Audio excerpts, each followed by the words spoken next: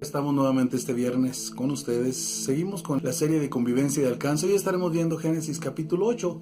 Estaremos leyendo en Filipenses capítulo 2, en los primeros 5 versículos. Hay dos cuestiones aquí muy importantes que tienen que ver con las virtudes que el creyente puede desarrollar en Cristo y con las actitudes también que se necesitan de desarrollar en Cristo. Bien, demos lectura a este pasaje. Dice en Filipenses 2, del 1 en adelante, dice: por tanto, si hay alguna consolación en Cristo, si algún consuelo de amor, si alguna comunión del Espíritu, si algún afecto entrañable, si alguna misericordia, completad mi gozo, sintiendo lo mismo, teniendo el mismo amor, unánime, sintiendo una misma cosa. Nada hagáis por contienda o por vanagloria, antes bien, con humildad, estimando cada uno a los demás como a superiores a sí mismo, no mirando cada uno por lo suyo propio, sino cada cual por lo de los otros. Haya pues en vosotros ese sentir que hubo también en Cristo Jesús. Bueno, este es el mensaje del Evangelio, que en Cristo recibimos ánimo, consuelo, exhortación y ayuda. Su amor nos trae consuelo a todos nosotros. El amor de Dios va tan lejos que no escatimó ni a su propio Hijo para poder redimirnos. Así que si Cristo nos ha dado el poder de animar, nos ha dado su amor para también dar amor, nos impulsa a consolar entonces a otros. Si todos participamos del mismo espíritu, si tenemos un corazón compasivo, entonces compartamos el Evangelio a los necesitados. Pablo nos habla de virtudes que podemos practicar en Cristo solamente. Hago la aclaración, es en Cristo. Fuera de Cristo no hay esperanza, y estas virtudes se practican y estas actitudes se practican solamente en Cristo. Es una consolación en Cristo, un consuelo de amor. La consolación solo es en Cristo. Es indispensable estar en Él. De nosotros no tenemos la capacidad de amar a otros, de tener una palabra nuestra que dé esperanza, ánimo y fe. Solo la palabra de Dios, y es lo que somos llamados a compartir, hablar de su palabra, que su palabra habla de su persona, habla de su amor y de su misericordia. Requiere en nosotros una experiencia de comunión diaria con Dios, una vida que goce de su paz y su fortaleza, que conozca su palabra y conozca sus promesas. Es muy importante. Requiere que actuemos por el bien de las personas, que mostremos nuestro amor de alguna manera práctica. Una persona con el amor ágape, que es el amor de Dios, hará todo lo posible por alimentar al hambriento y dar de beber al sediento, y darle la bienvenida a un extraño, vestir al desnudo, visitar al enfermo y a la persona en la cárcel. Es lo que el Señor nos enseña en Mateo 25, versículo 31 al 46, ¿verdad? Cuando dice, estuve en la cárcel y no me visitasteis, estuve desnudo, no me cubriste. Y también dice, si algo de esto haces a uno de mis pequeños, dice, me lo haces también a mí. Así es que eso es lo que el Señor nos manda hacer. Cuando el amor ágape está en nosotros, bueno, son cuestiones que hasta es un gozo poder practicar esas virtudes, ¿verdad? Y tomar las actitudes correctas ante las situaciones.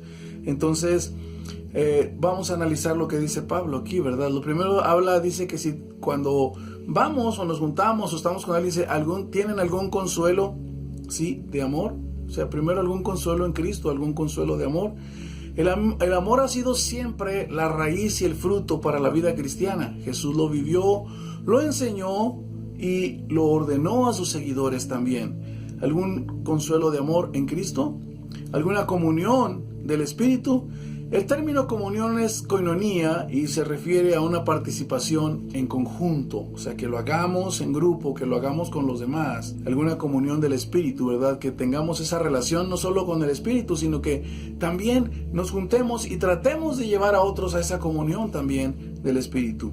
Los antiguos creían que las vísceras era de donde surgía el afecto, ¿verdad? En el interior, en el abdomen. Y son de las ideas que habla de las emociones internas. O sea, esto habla de un sentir. Cuando habla de un afecto de amor entrañable, es un sentir muy profundo y muy intenso. Cuando se habla del amor entrañable desde lo más adentro, ¿verdad? De nuestro ser, compartirlo, sacarlo. ¿Tienen algún afecto entrañable, algún consuelo de amor, alguna misericordia? Pablo usa este término en 4 ocasiones para describir el carácter de Dios. En lo describe a la manera de tratar a los demás en estos versículos. Dios desea producir su carácter y su imagen en sus hijos. La restauración de la imagen de Dios es el propósito de la venida de Cristo. Así es que lo usa el hacer misericordia, ¿verdad? En 4 términos para describir el carácter de Dios. En esos 4 términos describir la manera de tratar a los demás. Esto es muy importante, ¿verdad? Las virtudes que podemos ejercer y las actitudes que tenemos que desarrollar. Entonces Pablo está diciendo: completen. Si ustedes desarrollan esas virtudes, mi gozo va a estar completo. Completen mi gozo. Este es un imperativo y muestra cómo Pablo se sentía cerca de estos creyentes a pesar de que estaba muy lejos, en la cárcel. Las acciones y decisiones de ellos causarían en Pablo alegría o causarían dolor, ¿verdad? Tristeza por sus acciones. Bueno, esas son las virtudes a desarrollar, pero solo en Cristo, ¿verdad? Consuelo de amor, amor entrañable, comunión en el Espíritu, ¿verdad? Alguna misericordia. Bueno, son cosas que nosotros podemos hacer cuando tenemos contacto con la gente. Son parte de las virtudes, ¿verdad? Que nos da el tener comunión, el estar en Cristo. Bien, vamos a ver actitudes. Empieza Pablo a decir que sintamos una misma cosa. Esto es también un imperativo. Comienza desde el versículo 2 al versículo 4.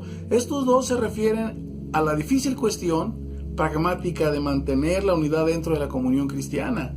Las pautas de Pablo son cruciales no solo en Filipos del primer siglo, pero también en la iglesia actual, sí, en todos los tiempos.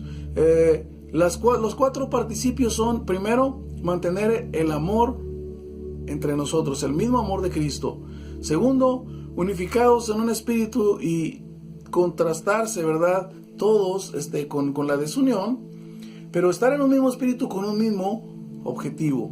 Tercero, tiene que ver respecto a lo que es más importante que uno mismo, o sea, ver a los demás como más importantes que a uno mismo. Cuarto, es velar por los intereses de los demás. Bien, aquí se tiene que evitar la religión individualista, porque el cristianismo es una experiencia familiar. Eso es el cristianismo, ¿verdad? Una experiencia familiar. Así que el apóstol Pablo no solamente está hablando de virtudes que podamos dar: amor, misericordia, consuelo de amor, comunión en el Espíritu, sino que también está hablando que tengamos un mismo sentir. Pablo está ahora recomendándonos que sintamos una misma cosa. Está recomendándonos que nada hagamos para nosotros por vanagloria, no lo hagamos por contienda, ¿verdad? Para querer establecer nuestras ideas o decir: mis ideas ganaron, prevalecieron, dejé callado a fulano. No se trata de eso. Dice que antes bien lo hagamos con humildad. La humildad no fue una virtud tan solicitada en el mundo grecorromano, sino que Cristo hizo un aspecto único de su propia vida y pidió a sus seguidores imitarlo en su vida. Esto es lo contrario, esto es contextual, o sea, contrario al egoísmo y a la vanidad vacía. Esto es muy importante. Dice que nos estimemos cada uno a los demás, viendo a los demás como a superiores a nosotros. Esto va en contra de todas nuestras tendencias humanas y naturales, pero es la voluntad de Dios. No mirando cada uno por lo suyo propio. Es otro imperativo, ¿verdad? Que por lo general significa dejar de actuar para sí mismo, para nosotros mismos. No es lo que los creyentes han de tener, ¿verdad? En sus propios intereses. O sea, no que no nos interesen nuestros propios asuntos. Sí nos interesan, pero no son para que sean una prioridad para excluir a otros, ¿verdad? Especialmente otros con necesidad. Los creyentes debemos mantener una estrecha vigilancia sobre sí, nosotros mismos, para que podamos estar atentos a la necesidad de los demás. Haya pues en vosotros este mismo sentir que hubo en Cristo. También nos sigue recomendando el versículo 5. Es otro imperativo. Se les ordena a los creyentes que continúen pensando como Cristo. La meta del cristianismo es la semejanza de Cristo en el pensamiento, en el sentir y en los hechos. Si nos otorga el poder de consolar, de animar, nos otorga el poder, ¿verdad?, de poder compartir, si una palabra de fe, de esperanza, hagámoslo, ¿verdad? Tengamos ese mismo sentir y tengamos esa unidad para hacerlo en las actitudes que Él nos pide, ¿verdad? Y no solo en las actitudes, sino también desarrollando las virtudes que Él nos permite realizar estando en Él. Esto recordémoslo siempre. Bien, entonces entremos ahora en Génesis 8. Si recuerde leer el capítulo, dirigirse por los puntos principales y desarrollarlo y compartir en la convivencia de alcance con los demás. Bien, Génesis 8, entre el caos y la seguridad. El diluvio nos dejó una lección práctica a la humanidad. Un juicio ocasionado por la confrontación del hombre con Dios. Cuando el hombre se rebeló contra sí mismo y contra Dios, viene un juicio. Y este juicio lo alcanzó. Este juicio trajo un caos tremendo, ¿verdad? Así es que vamos a hablar entre el caos y la seguridad. Un caos ineludible. Génesis capítulo 8, versículo 1 al 3. Dios hace disminuir las aguas en un mundo destruido, un mundo caótico, bajo los efectos de un juicio. Recordemos las causas. En Génesis 6:5, la maldad del hombre se hizo mucha, perdió la visión de Dios y todo designio de su corazón era de continuo hacer el mal. Así es que había aquí el resultado, un juicio, y había un tiempo caótico. Todo había quedado sumergido, toda vida había terminado, solo los que estaban en el arca, ¿verdad? Así es que la condición del hombre era de continuo hacer el mal. Esas eran las causas. El hombre no tenía límite en su declinación. Perdió el temor de Dios. Génesis 6:6 dice que perdió la misericordia de Dios. Le dolió a Dios en su corazón al verlo creado, al ver la condición y la actitud de la humanidad. En Génesis capítulo 6, versículo 7 dice que perdió el compañerismo también con su Creador. No veía en el hombre arrepentimiento, solo maldad, y le pesó en su corazón haberlo creado. Así es que esto tiene que ver con un caos ineludible. Ahora, solo la gracia obró salvación y seguridad en la vida del hombre. Génesis 6:8 dice: Noé halló gracia ante Dios para creer, porque era uno de los que tenían que empujar, ¿sí? A una predicación de fe, o sea, los que tenían que tratar de interponerse ante el juicio y la destrucción. Pero al creer, Noé le fue contado por justicia sin haber realizado obra alguna hasta después en sus obras de fe, al creerle a Dios y hacer el arca. Génesis 6:9 dice que Noé cortó con la vida cultural y social de su generación. Al creer, Dios le dio gracia y su vida cambió. Esto es muy importante, ¿verdad? Su vida cambió. Fue transformado, pudo caminar con Dios y construir el arca para salvación de él y su familia. Así es que viene el caos, pero viene también, ¿verdad?, la seguridad, y Dios le da al hombre la oportunidad, sí, de obtenerla. En Génesis 8:1 dice que su fe le fue contada por justicia y su fe lo colocó dentro del arca, en un lugar seguro del caos y del juicio de Dios. Génesis 8:15 dice: Dios le habló a Noé después del caos y el juicio, y le habló diciéndole que ya había pasado, ¿verdad? Ya pasó el caos, ya pasó el juicio. En su momento, sin apresurarse, le indicó que saliera del arca. Dios lo conducía, lo protegía, solo por la gracia, por haber creído Noé. Con la fe de Noé obtuvo salvación y seguridad para él y para su familia, ya que nadie más pudo creerle, ¿verdad?, a Noé. Así es que es solo la gracia obra salvación y seguridad. La seguridad y la paz de Dios no tienen límites cuando hay fe. Fíjese lo que le estoy diciendo. La seguridad y la paz de Dios no tienen límites cuando hay fe. Génesis 8:20 dice que Noé se volcó a Dios y buscó la comunión con él, en la única manera en que Dios establece, con un sacrificio que fue aceptable delante de Dios. Al Dios que lo libró de la prueba y de la muerte, le hizo un altar y le ofreció un sacrificio. Un hombre diferente a su generación, deseoso de relacionarse con su Salvador. Génesis 8:21, Dios se agradó de su ofrenda, la recibió como olor grato.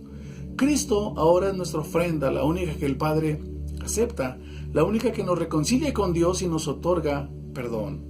Esto es muy alentador para nosotros, ¿verdad?